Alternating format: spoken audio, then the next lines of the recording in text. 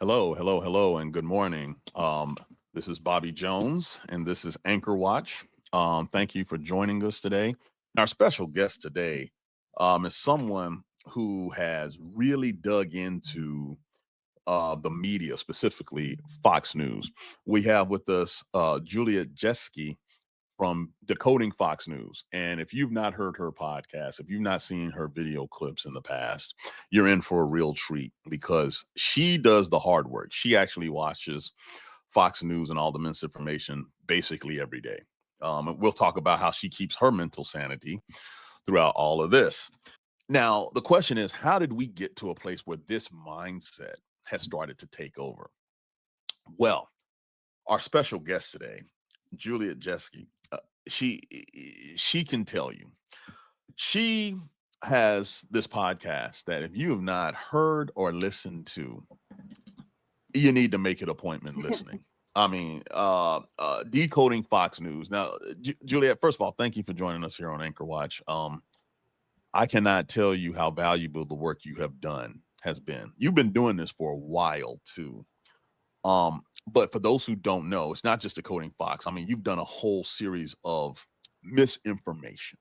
You do an excellent job of every week showing us how misinformation is literally infiltrating our daily lives via Fox and other outlets that are similar. Can you tell us before we get into what's happening, how did you get into this?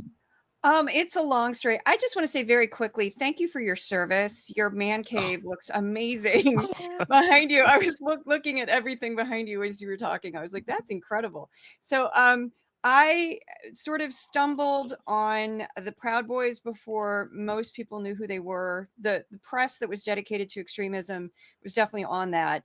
It's a long story how that happened. And I sort of got obsessed and I was terrified by that group and knew they were mm, very dangerous. And so I became an amateur researcher. And that story is way too long to tell here, right. but it sort of got to a point that I said, you know what, I'm going to do this professionally. And I went to grad school. And in grad school, I basically designed Decoding Fox News, only it wasn't just Fox, it was OANN, which is One American News Network, Mhm. and Nick Fuentes, of all people. Ugh, watched 107 hours of Nick Fuentes Good and Lord. Tucker Carlson, and basically created Decoding Fox News, although it wasn't about Fox. And somebody from my Mhm. school said, we'll give you a grant if you want to do this for a job. That grant lasted for 18 months. Now I'm 100% supported by subscribers and supporters on Patreon and Substack. I Mm. have no other grant, no big donor, nobody, no advertisers, nobody's writing me a check. So it's challenging, but it was very funny to me when I was in grad school because people kept saying it was a skill to watch far right media, and I said it's a tolerance because to Mm. me you just get used to it. And I thought it's not really a skill; it's just that I'm willing to do this. But if they want to call it a skill, it's a skill, whatever. But so that's it basically. Yes, Mm. it's a long time. And go ahead. No, I was gonna say, and I highly encourage people to subscribe, Substack, Patreon. I am doing so.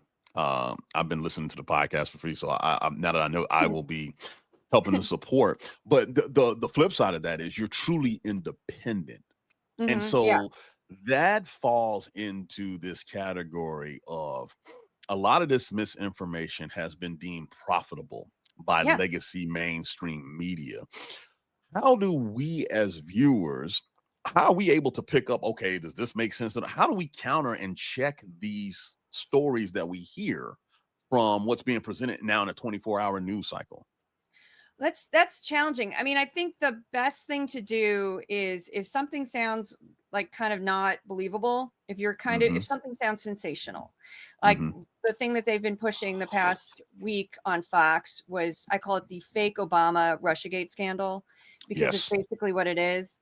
I would say the best thing to do is check something like factcheck.org, Mm.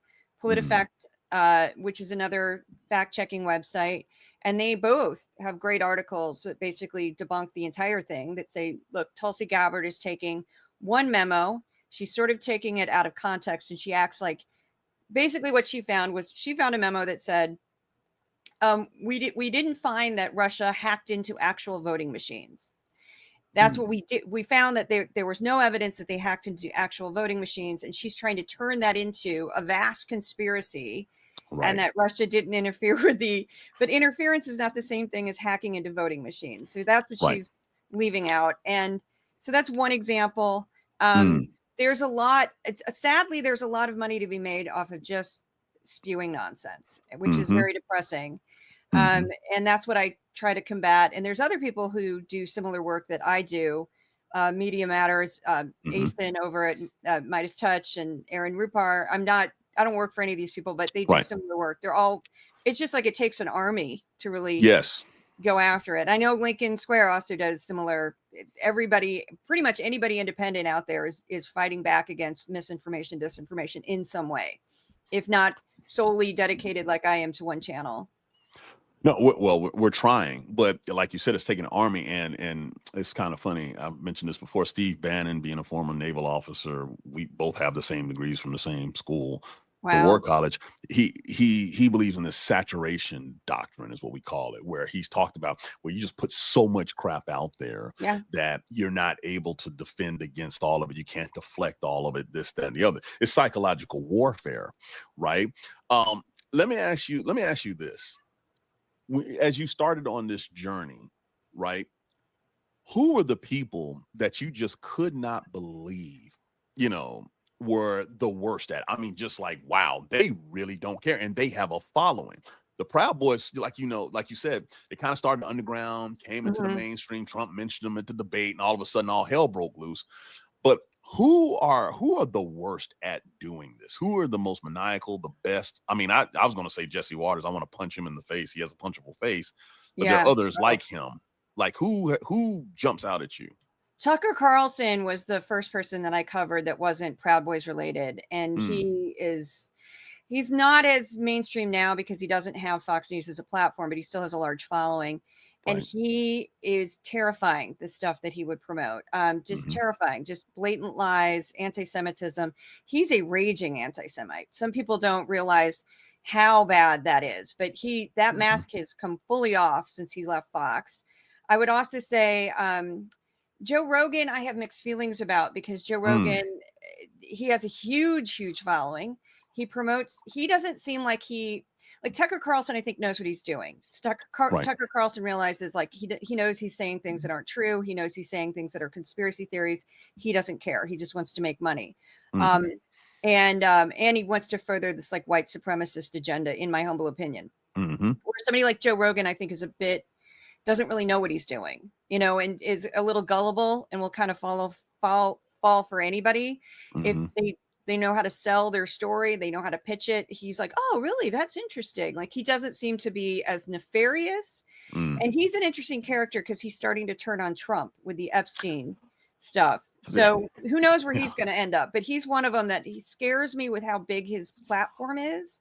But I don't think he's as nefarious as someone like a Nick Fuentes or a Tucker Carlson. Nick Fuentes is still luckily more fringe, and he should be fringe. Like, he's just a straight up neo-Nazi. That kid's horrible. Monster.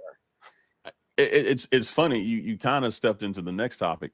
Why is the Epstein thing different? What trends are you seeing? Why is this something where it's almost like the red pill in the Matrix? They're swallowing it, and all of a sudden people are starting to wake up. What is happening here? Well, my friend Amanda Marcotte at Salon, and I will give her credit for this, came up with a great thesis on it. She basically said they want to be the good guys. And this story has been a conspiracy theory that has been pushed in, right-wing circles for years now.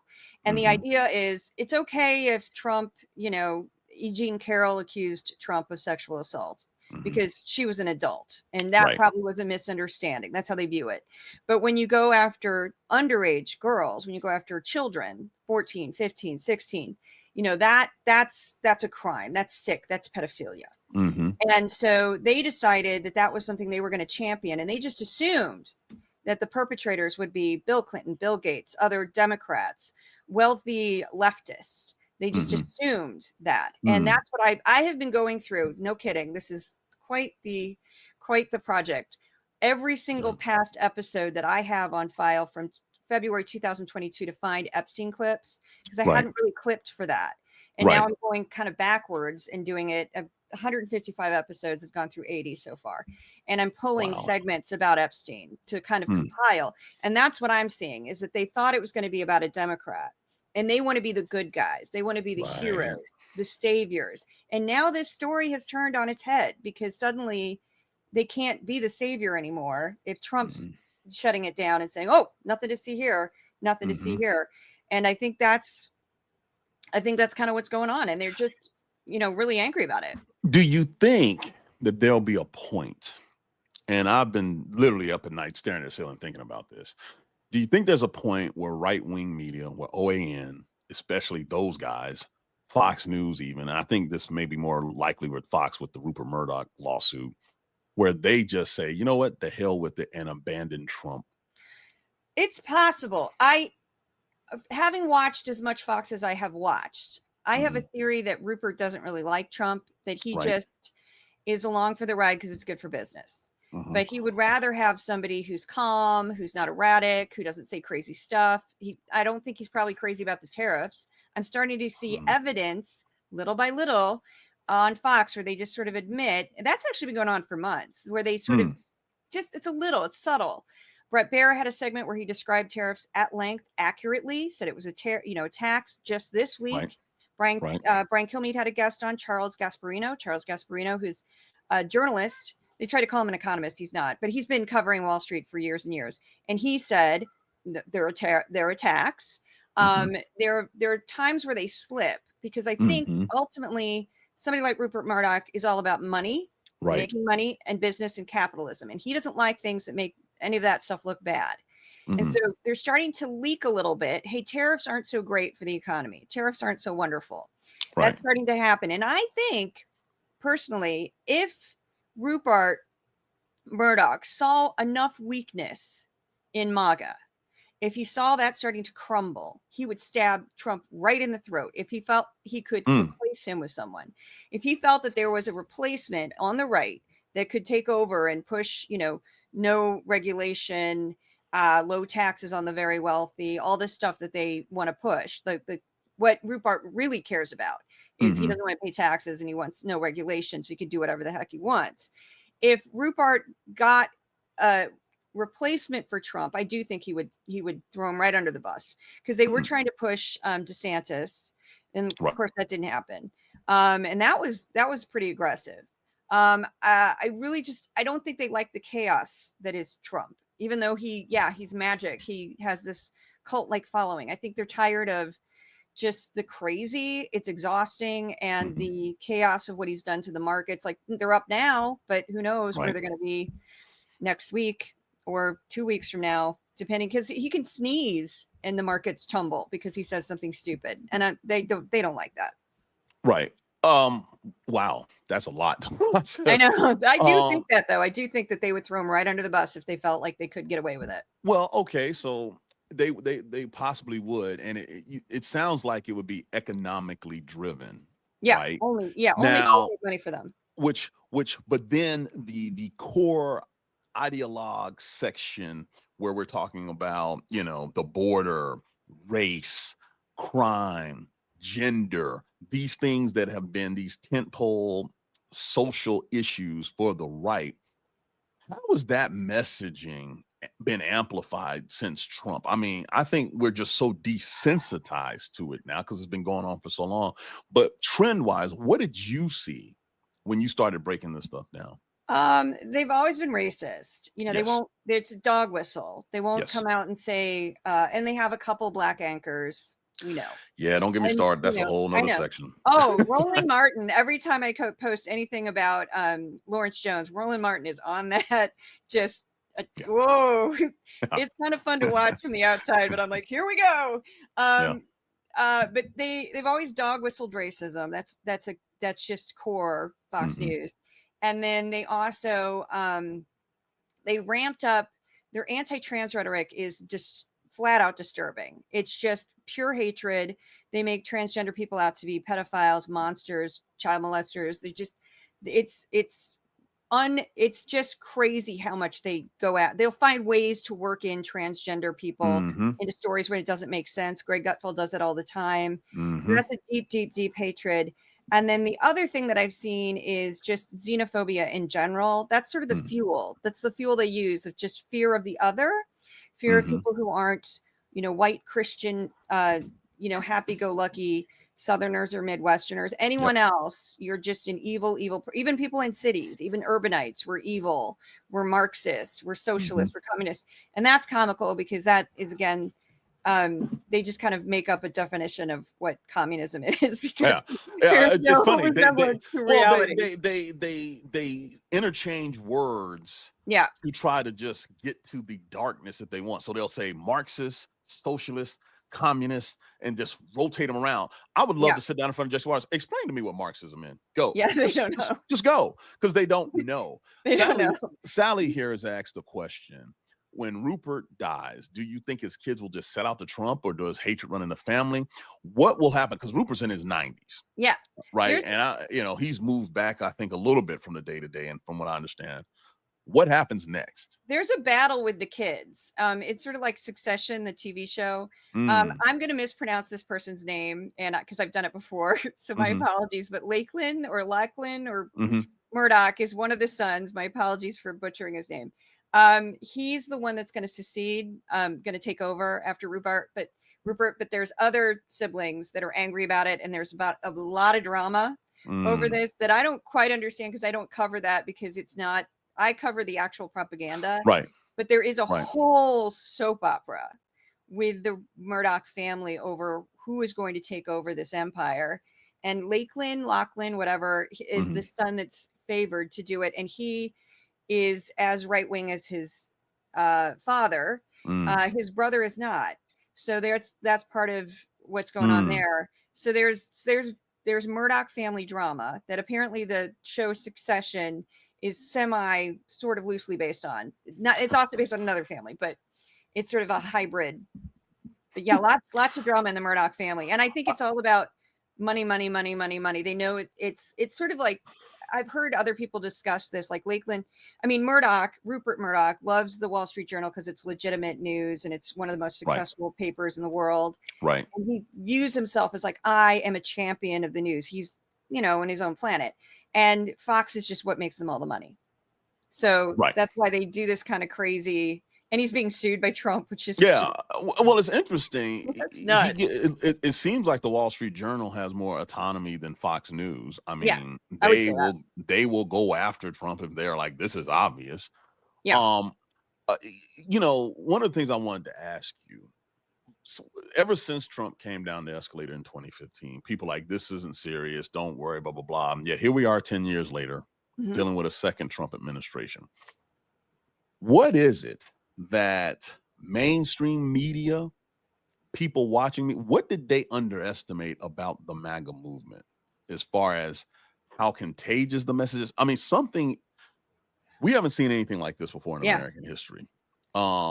What did they miss? What are we underestimating? If you have any thoughts on that, because I'm at a loss. That's a great question, and I don't think it gets asked enough. Honestly, that's very, very insightful on your part. I think that I view Trump as P.T. Barnum, and P.T. Barnum is the guy who created the circus. Ringling Brothers.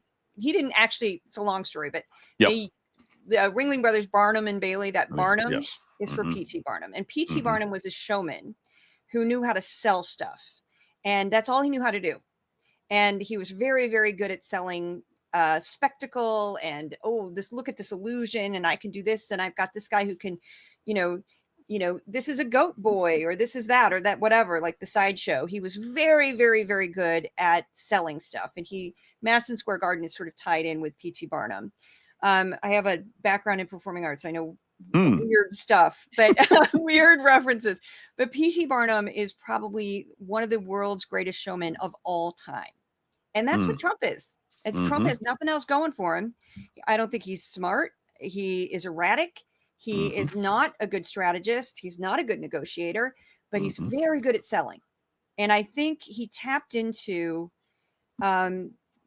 something that's happened for decades.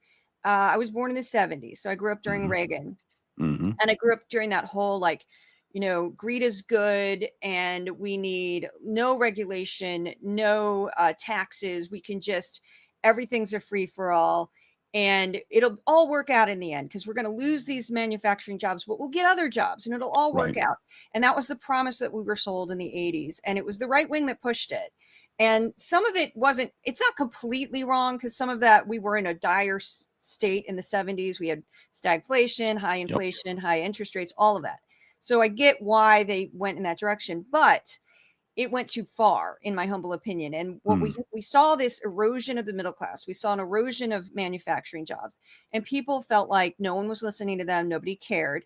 And Trump came in with this false promise, totally false promise, because one big beautiful bill helps the very richest. It doesn't help the middle class at all, really. Right. And he came in with, he's selling a lie of, I care about you, the middle class person. I care about the working class person. I want jobs to come back. I want manufacturing jobs to come back, as if that's the panacea that will fix everything. And I think people felt like, okay, my wages have stagnated. It costs so much more when, as a percentage of like inflation, when adjusted for inflation, like houses cost more, cars cost more, college educations cost far more than they used to. And so people felt disillusioned. And here's this salesman, this huckster, who was kind of half created by The Apprentice, which is like a fake character. Yep. I worked on The Apprentice as a stand-in. No kidding. That's a person Oh, who just wow. sits in for the actor. No Yep. kidding. Yeah.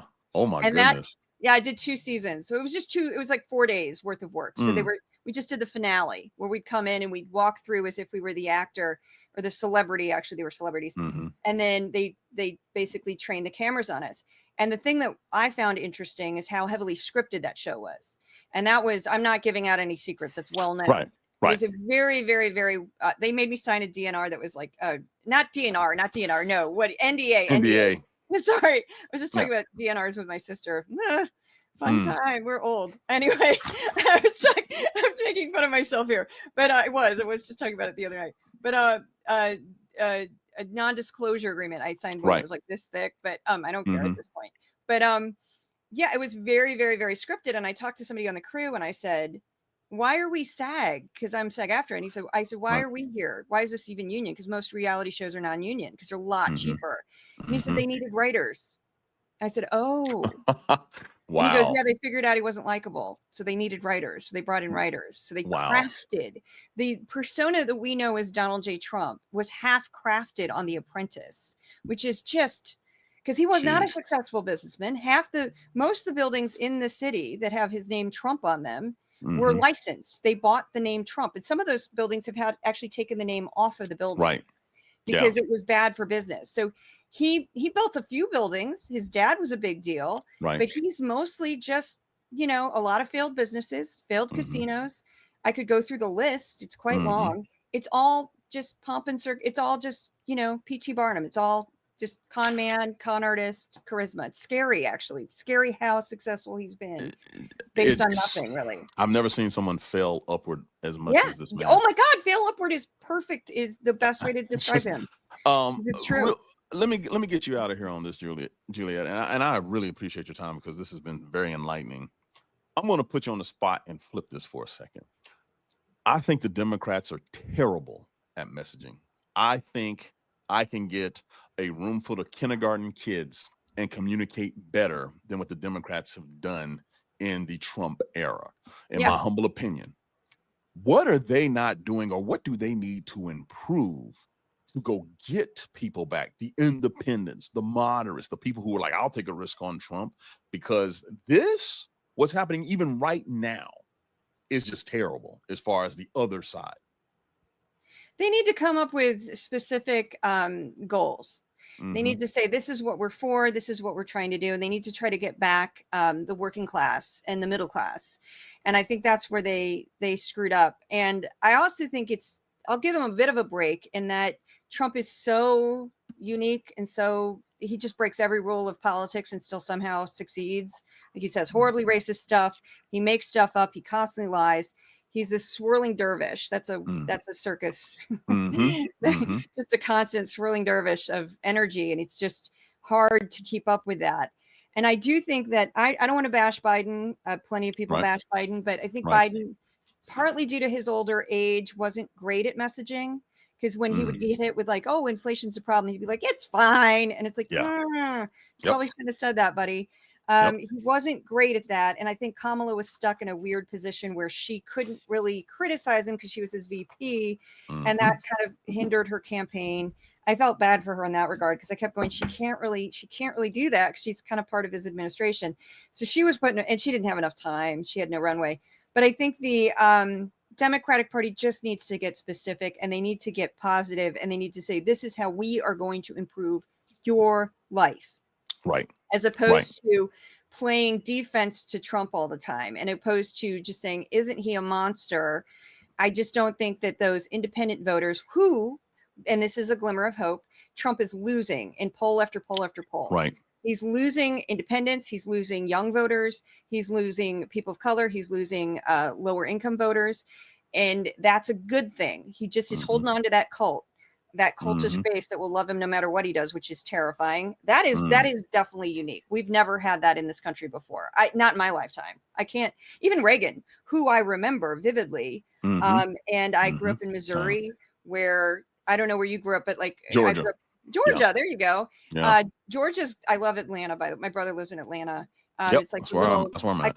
I call it New York of the South. Because that's what it feels like. Because it's this beautiful, like, diverse city, and it's just great, brilliant people. And then it's in the state that's like, in Missouri. I'm from St. Louis, which is Missouri is like hardcore red. Like 20 points for Trump or something. But when I grew up there, like I remember people like worshiping Reagan in some ways, but it wasn't like this. This is right. I don't want to take up too much time, but there was something during and again, like I think that's what the Democrats need to do. Stop focusing on him so much. Give people answers, give people hope, give people a pathway out of this. I think they need to do that. They need to be specific. They need to talk to lower class and working class people, and they need to talk to and just not assume that they're going to get a demographic, like not assume they're going to get younger voters, not assume they're going to get people of color, not assume they're going to get Latino voters. They need to much better outreach, much better messaging. But I will say this very briefly. I went through the entire inauguration coverage, which was like 5.5 hours on Fox. And the thing that I thought was so telling, that I've, again, never seen in my lifetime, is when they interviewed people who'd come to DC, who they were telling, you can't stand outside because it's going to be too cold, ironically. So it's so hot right now. They were waiting in line to go into one of the arenas that he was going to be at.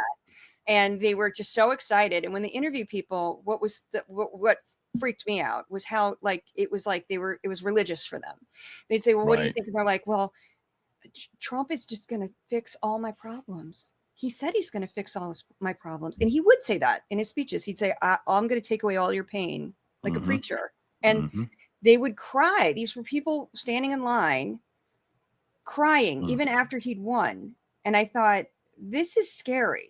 This is not anything we've ever experienced before. I have hope that this is not going to last forever. I think he's eventually going to go too far and they're going to turn on him. I do think that. I have to believe that we will get out of this. I try to tell myself that every day as well. I have to have hope. But that was very just next level. Wow. Like, this is what we're dealing with. And I think it sort of explains why he won. You know, there's this segment of the population that literally views him as like a prophet, and it's terrifying. It's unlike anything we've ever seen. Yeah. Juliet, we will make sure that we put out your Substack. We will put out your podcast. Like I said, I cannot thank you enough, because to be completely blunt and honest, you are doing something that I do not have the mental capacity or bandwidth to do.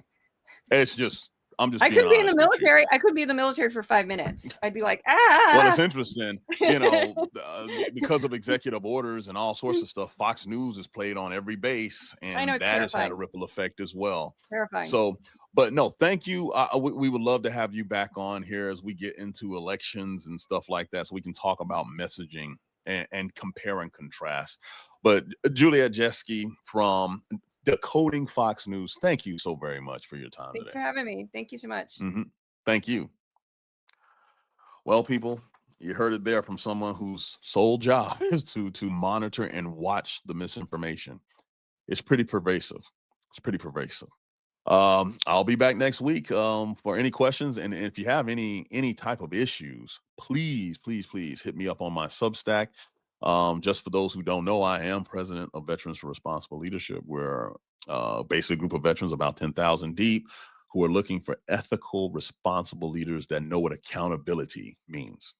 That word matters, and who have the best interests of the country, not themselves, not their party first. So again, see you next week. Thanks for listening. And if anything breaks over the weekend that's important, I'll jump on here and go live. Thanks a lot.